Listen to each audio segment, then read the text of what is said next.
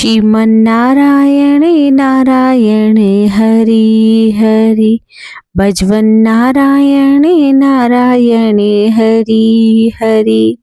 बोलिए लक्ष्मी नारायण भगवान की जय। आज गुरुवार का पावन दिन है। आज जो भी भक्त श्रीमन नारायण का पूजन करते हैं, भगवान श्री हरि उनकी सभी मनोकामनाओं को सदैव पूर्ण करते हैं। जो भक्त आज के दिन व्रत रखते हैं और व्रत कथा का रसपान करते हैं, श्रीमन भगवान उनकी सभी मनोकामनाओं को सदैव पूर्ण करते हैं। तो आइए जो भी भक्तगण इस कथा का रसपान करेंगे, भगवान श्री हरि से हम यही प्रार्थना करते हैं कि उनकी समस्त मनोकामनाएं सदैव पूर्ण करें। तो आइए सुनते हैं बृहस्पतिवार की पावन व्रत कथा। भारतवर्ष में एक प्रतापी और दानी राजा राज्य किया करता था। वह नित्य गरीबों और ब्राह्मणों की खूब सहायता करता था। यह बात उसकी रानी को बिल्कुल भी अच्छी नहीं लगती थी। वह न तो गरीबों को दान देती थी, न ही कभी भगवान का पूजन करती थी। और जब राजा दान दिया करते तो वह राजा को सदैव दान देने से मना किया करती। एक दिन राजा शिकार खेलने के लिए वन में गए हुए थे, तो रानी महल में अकेली थी। उसी समय बृहस्पति देव साधु भेष में राजा के महल में भिक्षा मांगने के लिए आए और बृहस्पति देव ने भिक्षा मांगी, लेकिन रानी ने भिक्षा देने से इनकार कर दिया और कहा कि हे साधु महाराज, मैं तो इस दान पुण्य से बहुत तंग आ गई हूँ। मेरा पति सारा धन लुटाते रहते हैं। मेरी इच्छा तो है कि हमारा सारा धन नष्ट हो जाए, फिर ना तो रहेगा बांस ना बजेगी बांसुरी। साधु महाराज ने कहा कि हे देवी, तुम बड़ी विचित्र हो। धन और संतान तो सभी चाहते हैं, पुत्र और लक्ष्मी तो पापी के घर में भी होनी चाहिए। यदि तुम्हारे पास अधिक धन है तो भूखों को भोजन दे दो, प्यासों के लिए प्याऊ बनवा दो, मुसाफिरों के लिए धर्मशालाएं खुलवा दो।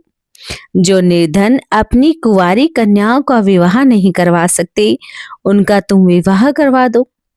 ऐसे कितने काम हैं जिनके करने से तुम्हारा यश लोक परलोक में फैलेगा। परंतु रानी पर उपदेश का कोई प्रभाव ना पड़ा। वह बोली कि हे महाराज, आप मुझे ना समझाएं। मैं ऐसा धन कभी नहीं चाहती जो मैं हर जगह बांटती फिरूं।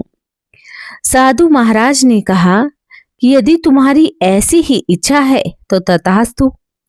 तुम ऐसा करना कि बृहस्पतिवार को घर लीपकर पीली मिट्टी से अपना सिर धोकर स्नान कर लेना, भट्टी चढ़ाकर कपड़े धो लेना। ऐसा करने से तुम्हारा सारा धन नष्ट हो जाएगा। इतना कहकर वह साधु महाराज तो वहां से अंतर्ध्यान हो गए।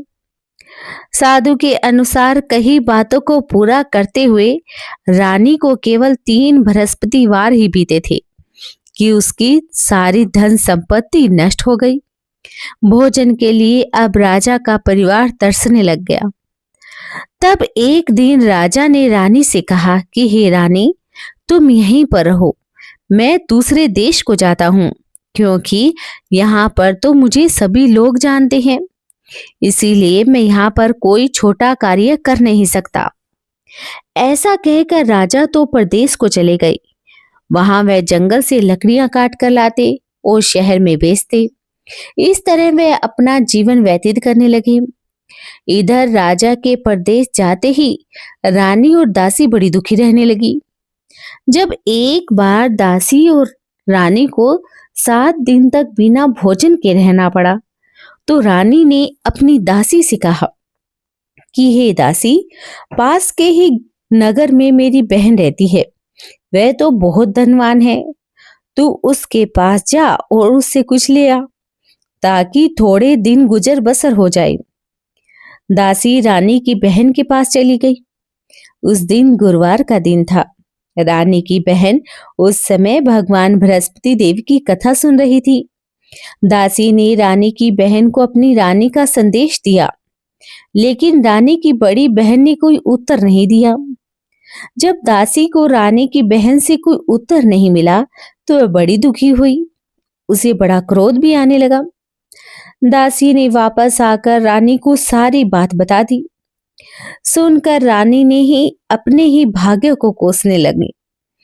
उधर रानी की बहन ने सोचा कि मेरी बहन की दासी आई थी, परंतु मैं तो उससे कुछ बोली नहीं, इससे वह बड़ी ही दुखी हुई होगी।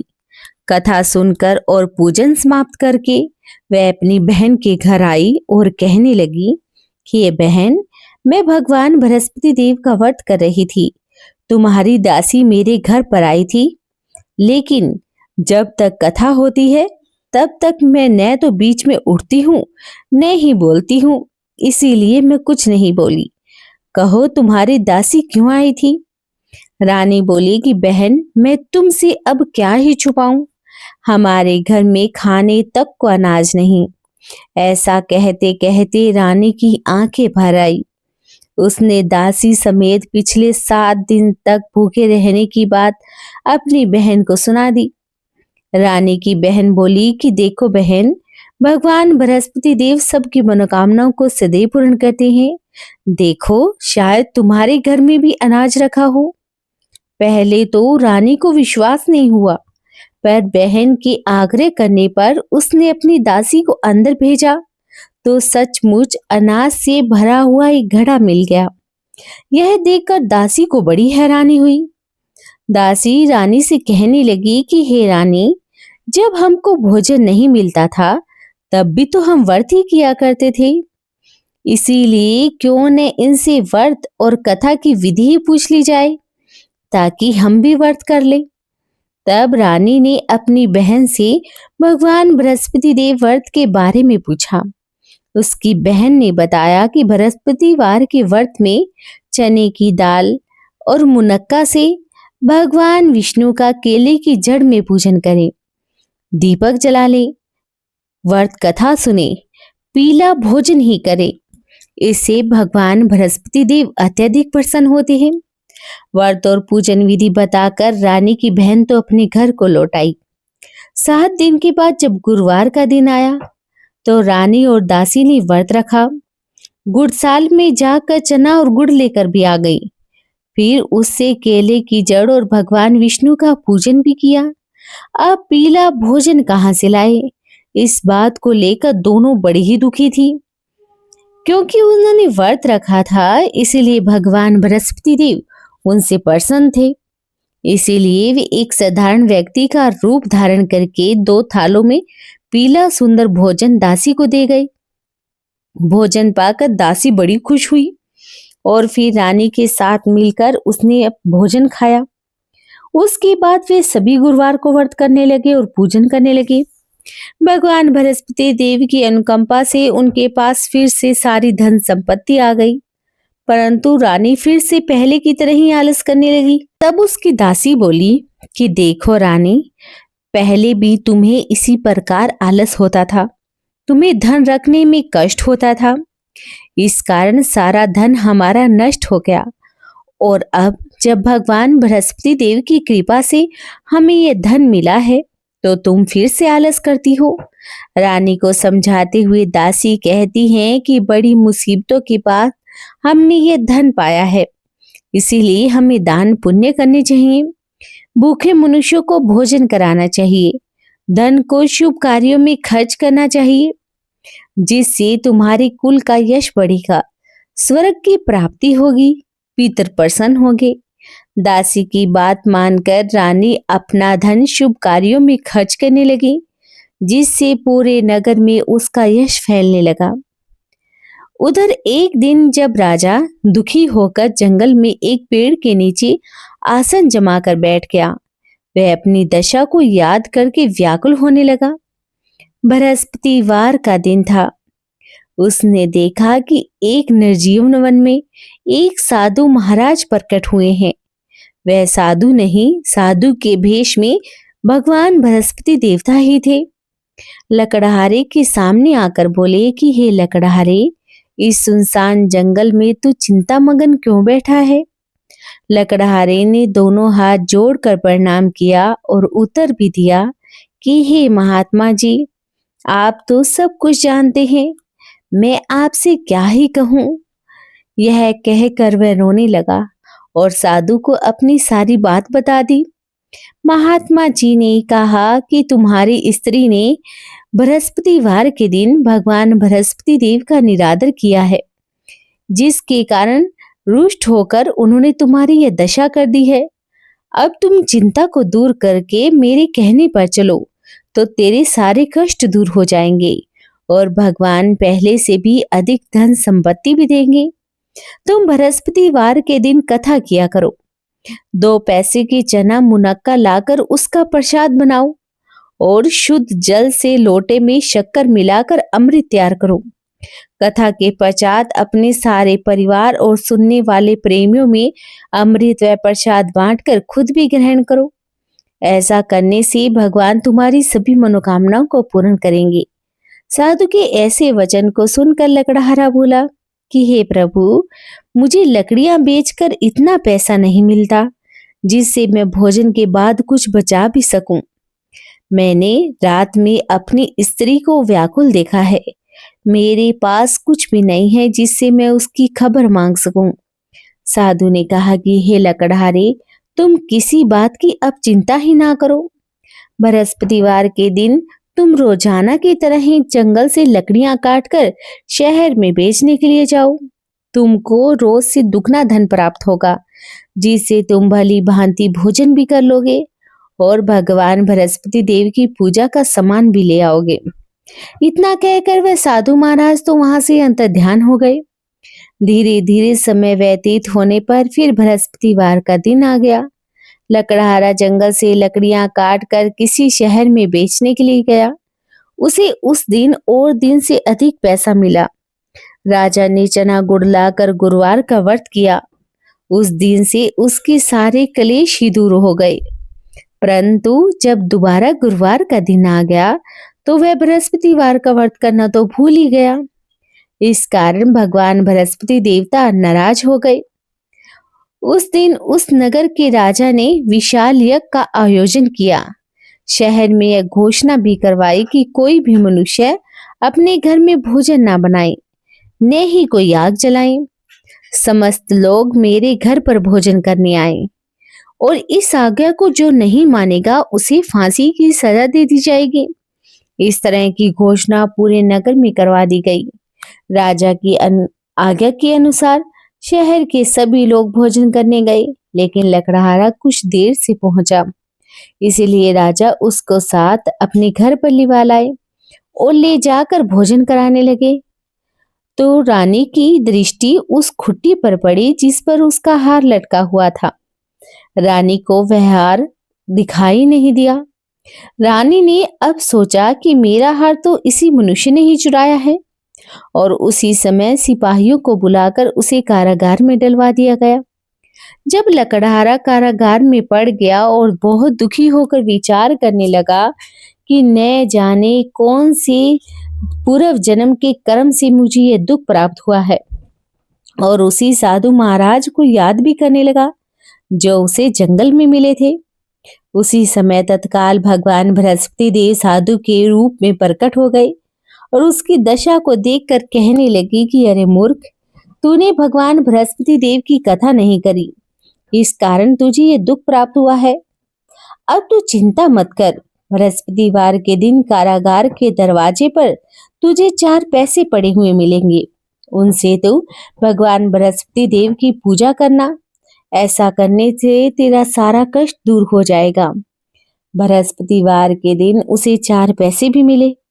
लकड़हारे ने कथा कही और उसी रात्रि को भगवान बृहस्पति देव ने उस नगर के राजा के स्वप्न में आकर कहा कि हे राजा, तुमने जिस आदमी को कारागार में बंद किया है वह बहुत निर्दोष है। वह राजा है, उसे छोड़ देना। रानी का हार उसी खुट्टी पर लटका हुआ है। अगर तू ऐसा नहीं करेगा तो मैं तेरे सारे राज्य को नष्ट कर दूंगा। इस तरह रात्रि के स्वप्न को देखकर राजा प्रातःकाल उठा और खुट्टी पर हार देकर लकड़हारे को बुलाकर क्षमा भी मांगी। लकड़हारे को योग्य सुंदर वस्त्र आभूषण देकर विदा भी कर दिया भगवान बृहस्पति देव की आज्ञा अनुसार लकड़हारा अपने नगर को चल दिया। राजा जब अपने नगर के निकट पहुंचा तो उसे बड़ा ही आश्चर्य हुआ। नगर में पहले से अधिक बाग हो गए, तालाब बन गए, कुएं और बहुत सी धर्मशाला, मंदिर सब बन गया। जब राजा पूछने लगा कि यह किसके बाग हैं, किसकी धर्मशाला है, तब नगर के सब लोग राजा से कहने लगे कि यह सब तो रानी और दासी के हैं। राजा को बड़ा आश्चर्य हुआ और गुस्सा भी आने लगा। जब रानी ने यह खबर सुनी कि राजा आ रहे हैं, तो उसने अपनी बांदी से कहा कि हे दासी, देख राजा हमको कितनी बुरी हालत में छोड़कर गए थे। हमारी ऐसी हालत को देखकर कहीं राजा वापस न लौट जाएं, इसलिए तो दरवाजे पर खड़ी हो जा। आज्ञा पाकर दासी दरवाजे पर खड़ी हो गई। राजा आए तो उसे अपने साथ अपने घर पर लिवा गई। राजा ने क्रोध कर अपनी रानी से पूछा कि हे रानी, तुम्हें यह धन कैसे प्राप्त हुआ? तब रानी ने कहा कि हमें यह सब धन भगवान बृहस्पति देव के इस व्रत के कारण प्राप्त हुआ है। राजा ने अब निश्चय कर लिया कि 7 रोज बाद तो सभी भगवान बृहस्पति देव का पूजन करते हैं, परंतु मैं दिन में प्रतिदिन 3 बार कहानी कहूंगा और रोज व्रत किया करूंगा। अब तो हर समय राजा के रुपट्टे में चने की दाल बंधी रहती, दिन में 3 बार कहानी भी कहता। एक रोज राजा ने अब विचार कर लिया कि चलो अपनी बहन के घर पर हो आए। इस तरह निश्चय करके राजा घोड़े पर सवार होकर अपनी बहन के यहाँ को चलने लगा। मार्ग में उसने देखा कि कुछ आदमी एक मुर्दे को ले जा रहे थे। उन्हें रोककर राजा कहने लगा कि अरे भाई, मेरी बृहस्पति देव की कथा सुन लो। वे बोले कि लो, हमारा तो आदमी मर गया, इसको अपनी कथा की पड़ी है। परंतु कुछ आदमी बोले कि अच्छा, कहो तुम्हारी कथा भी सुन लेंगे। राजा ने दाल निकाली और जब कथा आधी हुई तो मुर्दा हिलने लगा, और जब कथा समाप्त हो गई तो राम राम करके मनुष्य तो उठकर खड़ा हो गया। आगे उसे रास्ते में एक किसान खेत में हल चलाता हुआ मिला। राजा ने उसे देखा और उससे कहने लगे कि अरे भाई, तुम मेरी बृहस्पति देव की कथा सुन लो। किसान बोला कि जब तक मैं तेरी कथा सुनूंगा तब तक तो मैं 4 हरिया जोत लूंगा, जा अपनी कथा किसी और को सुना। इस तरह राजा के आगे चलने पर राजा के हटते ही बैल पछाड़ खाकर गिर गया। किसान के पेट में अब जोर से दर्द होने लगा।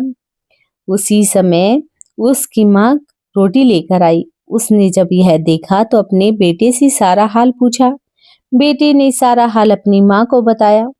बुढ़िया दौड़ी दौड़ी उस घुड़सवार के पास गई और उससे बोली कि मैं तेरी कथा सुनूंगी, परंतु तू अपनी कथा मेरे खेत पर चलकर ही कहना। राजा ने बुढ़िया के खेत पर जाकर कथा कही, जिसे सुनते ही बैल उठकर बैठ गया और किसान के पेट का दर्द भी अब बंद हो गया। राजा अपनी बहन के घर पर पहुंच गया। बहन ने भाई की खूब खातिरदारी की। दूसरी रोज प्रातःकाल राजा जगा। वह देखने लगा कि सब लोग भोजन कर रहे हैं। राजा ने अपनी बहन से कहा कि अरे बहन, यहाँ पर कोई ऐसा आदमी है जिसने भोजन न किया हो और जो मेरी भगवान बृहस्पति देव की कथा सुन ले। बहन बोली कि अरे भाई, यह देश तो ऐसा ही है, यहाँ लोग पहले भोजन करते हैं, बाद में कोई कार्य करते हैं। अगर मैं पड़ोस में हो तो देखाऊं। ऐसा कहकर वह पड़ोस में देखने के लिए चली गई, परंतु उसे कोई ऐसा व्यक्ति नहीं मिला जिसने भोजन न किया हो। तब अंत में वह एक कुम्हार के घर पर गई जिसका लड़का बीमार था। उसे पता चला कि उसके यहाँ 3 रोज से किसी ने भोजन नहीं किया है। रानी ने अपने भाई की कथा सुनने के लिए कुम्हार से कहा। कुम्हार तैयार हो गया।